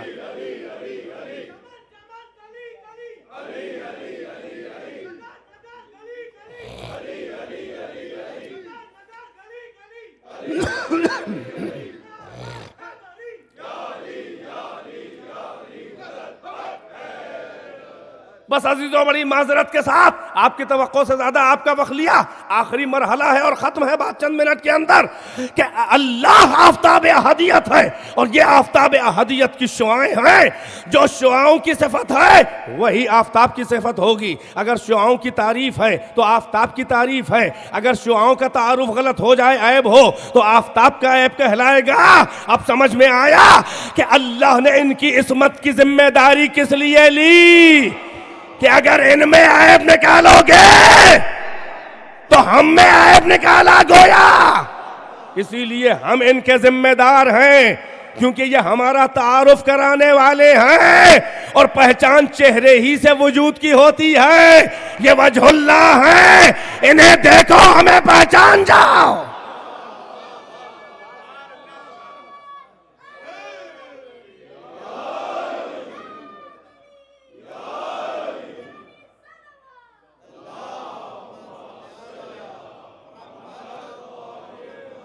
بس ختم کر دی میں نے آپ کی زحمتیں. اللہ آفتاب احدیت، اہل بیت شعاع آفتاب احدیت. کرنوں کی خصوصیت یہ ہے کہ کرنوں کو جدا نہیں کیا جا سکتا آفتاب سے. اگر کوئی کرنوں کا دشمن اگر ان شعاعوں پہ کوئی خنجر چلائے، دھوپ میں باہر نکل کے اگر کوئی یہ کرنیں جو آ رہی ہیں سورج سے، یہ جو آپ دیکھتے ہیں سورج، اگر کرنوں پہ کوئی خنجر اور تلوار چلائے تو کرن کٹ نہیں پاتی تلوار سے. کیا سن رہے ہیں آپ؟ یہ تشبیہ امام نے کس لیے دی ہے؟ کرن کا کوئی دشمن اگر کرن پہ تلوار چلائے تو شعاع کٹتی نہیں ہے. وہ تلوار کاٹ نہ پائے گی کرن کو، بلکہ حائل ہو جائے گی آگے بڑھنے سے، مگر کاٹ نہ پائے گی. کرن کٹتی نہیں ہے بلکہ اپنے مصدر اور مرکز آفتاب میں پلٹ جاتی ہے.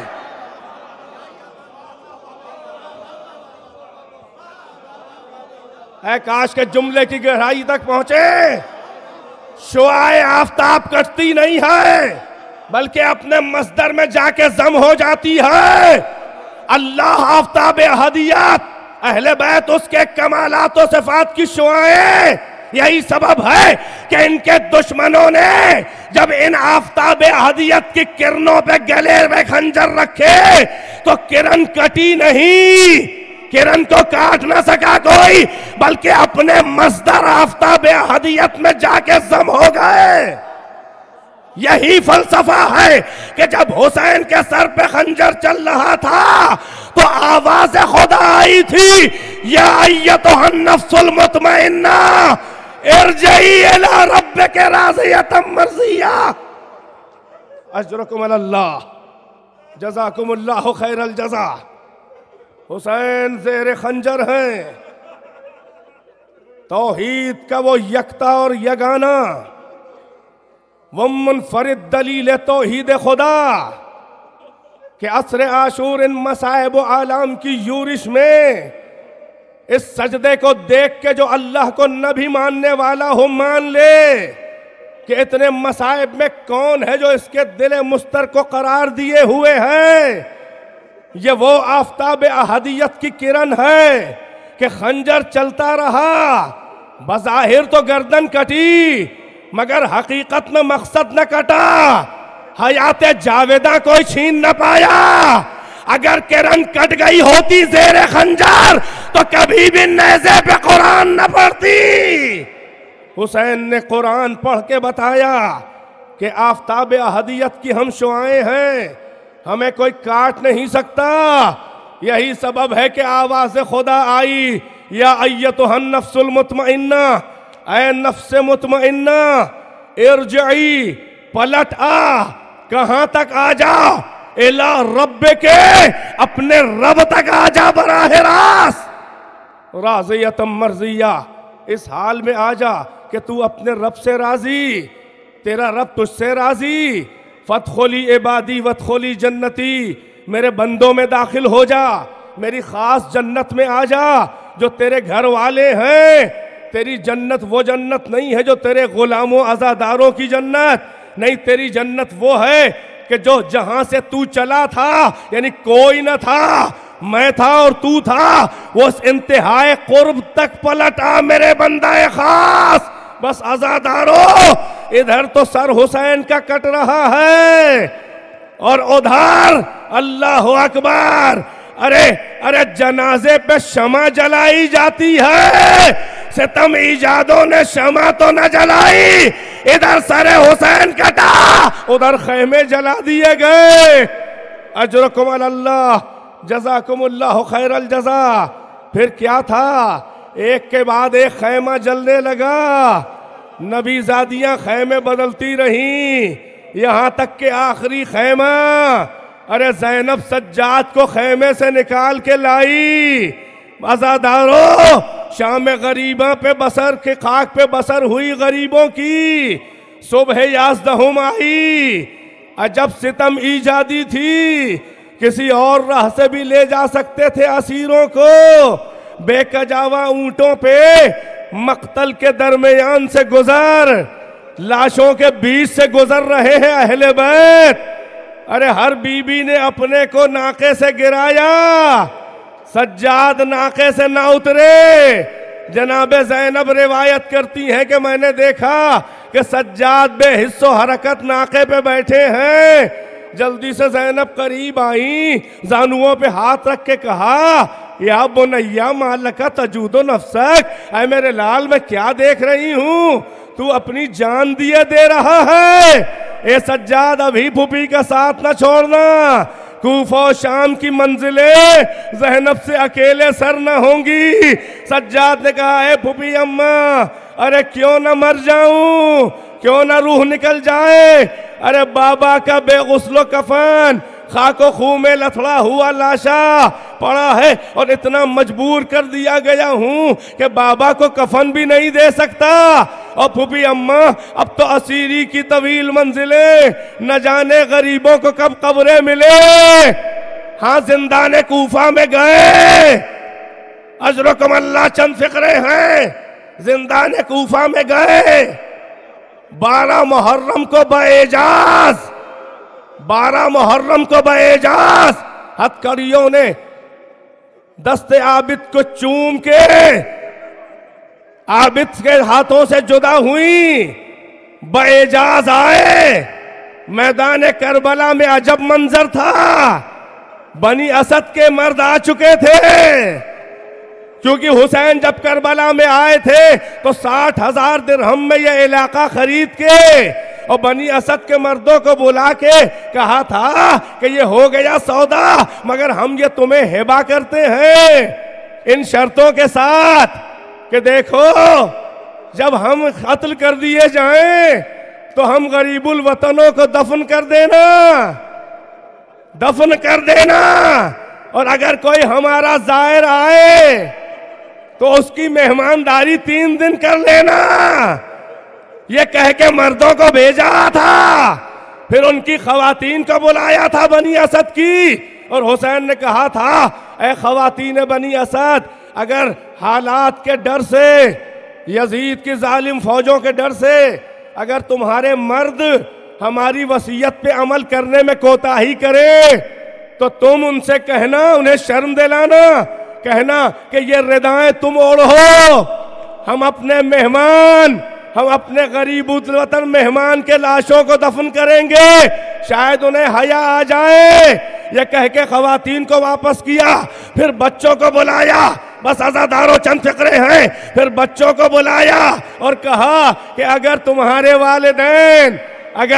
والدین خوف آدھا سے ہماری وصیت پہ عمل نہ کرے تو اے بچوں تم سے اور کیا کہوں. ارے بس کھیلتے ہوئے مقتل میں آ جانا, ایک مٹھی خاک اٹھا کے ہم غریبوں کے جنازوں پہ ڈال دینا.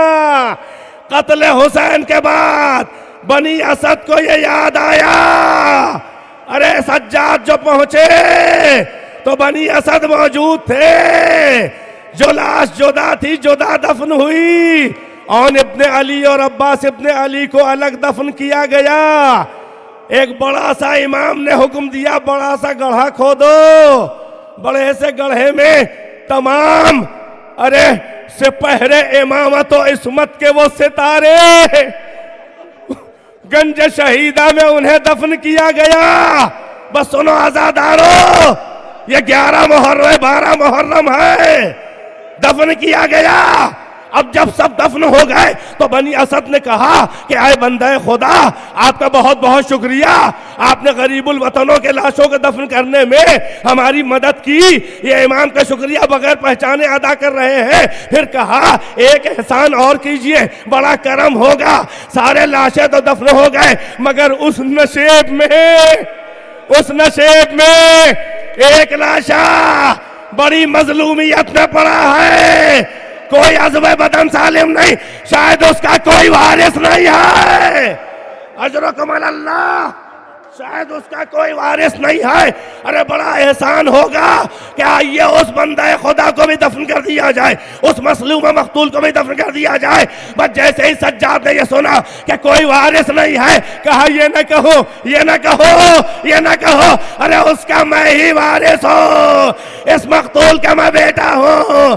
ارے آگے بڑھے نشیب کی طرف، ایک چٹائی منگائی، ایک چٹائی منگائی، بکھرے ہوئے باپ کے اعضاء دفن کرنے کی فکر میں جیسے ہی اٹھانے لگے، بنی اسد نے سہارا دینا چاہا جنازے کو، اب تک ہر جنازے کا ساتھ دیا تھا، سجاد نہ بولے، بس جیسے ہی لاش حسین میں لگایا ہاتھ، کہا نہیں اس میں ہاتھ نہ لگاؤ، ارے یہ صدیق امام کا جنازہ، ارے معصوم کو غیر معصوم نہیں چھو سکتا۔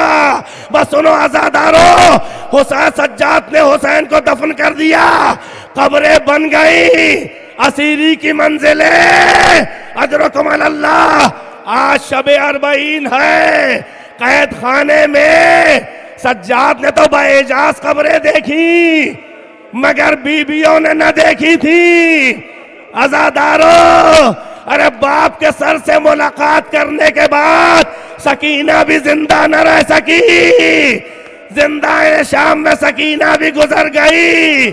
سجاد نے ننھی سی قبر کھود کے ارے اپنی بہن کو زندہ کی تاریکی میں دفن کر دیا۔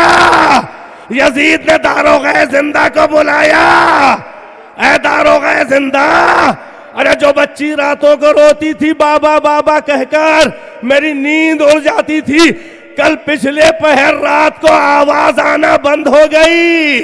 داروغہ زندہ نے کہا اے یزید وہ بچی گزر گئی۔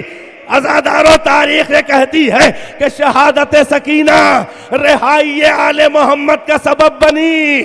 یزید نے سجاد کو بلا کے کہا آپ کو ہم اب رہا کرتے ہیں، چاہے تو عزت اکرام سے مدینے میں بھیجوا دے آپ کو، اور چاہے تو احترام سے یہیں دمشق کے کسی محل میں رہے۔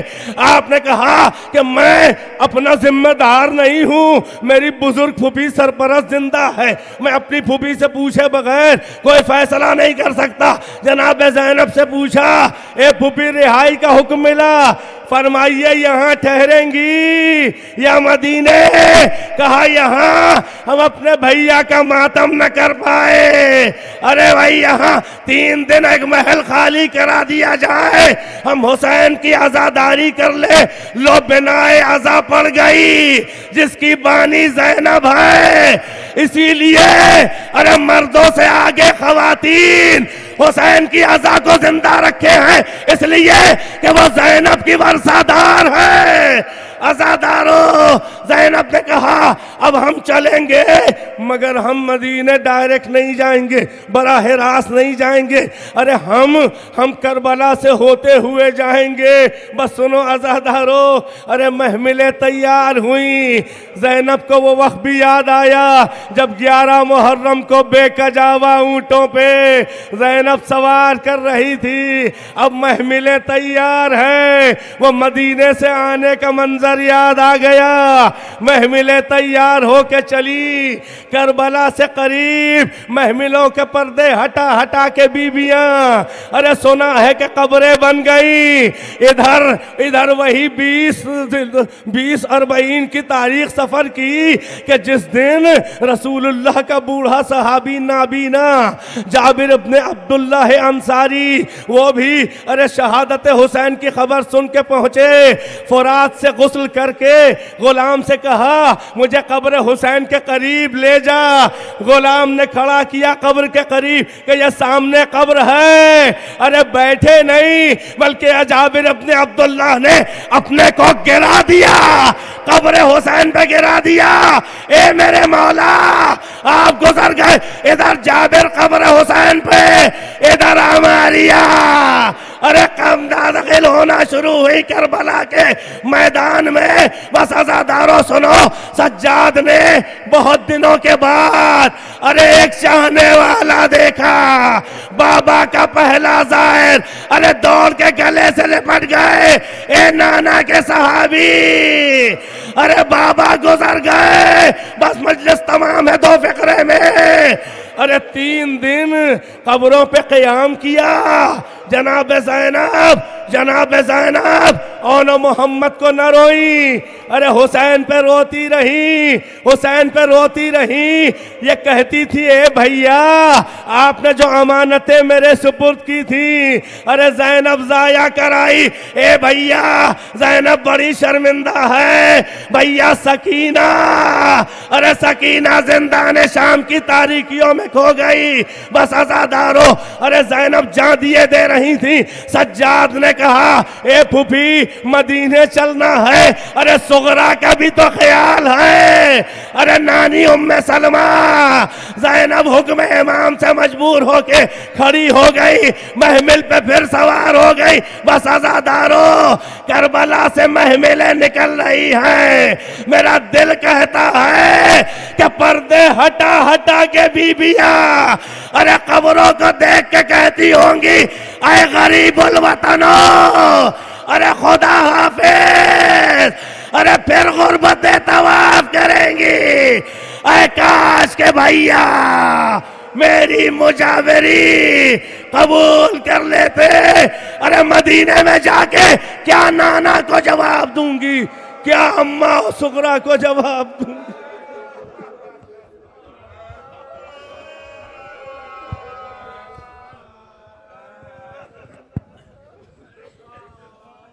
اٹھو عباس دلاور، میں جا رہی ہوں وطن. بولی کلثوم یہ رو کر، میں جا ہی ہوں وطن.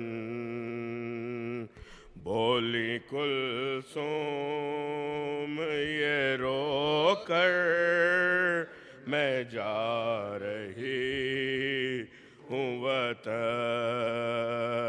بولی کلثوم یہ رو کر، میں جا رہی ہوں وطن.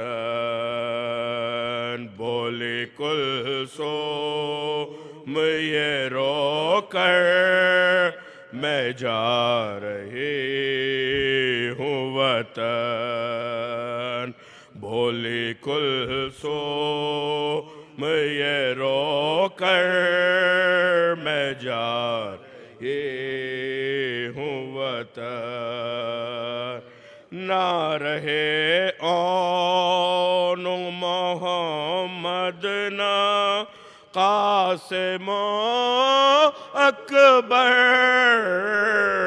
نہ رہے اون محمد نہ قاسم اکبر، نہ رہے اون محمد نہ قاسم اکبر. داغ سب کے لیے دل پر، میں جا رہی ہوں وطن.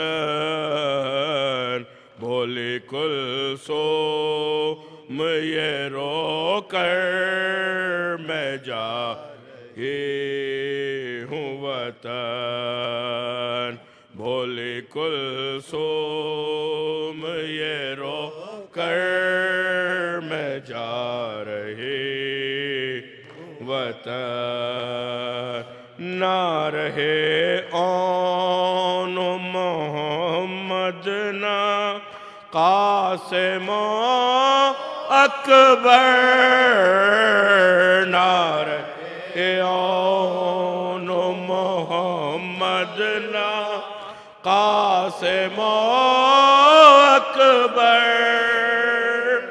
داغ سب کے لیے دل پر میں جا رہی ہوں وطن بولے کلثوم یہ رو کر میں جا رہی ہوں وطن بولے کلثوم یہ رو کر میں جا رہی ہوں وطن چہرہ بالوں سے چھپائے ہے چھن گئے چادر چہرہ بالوں سے چھپائے ہے چھن گئے چادر در بدر ٹھوکریں کھا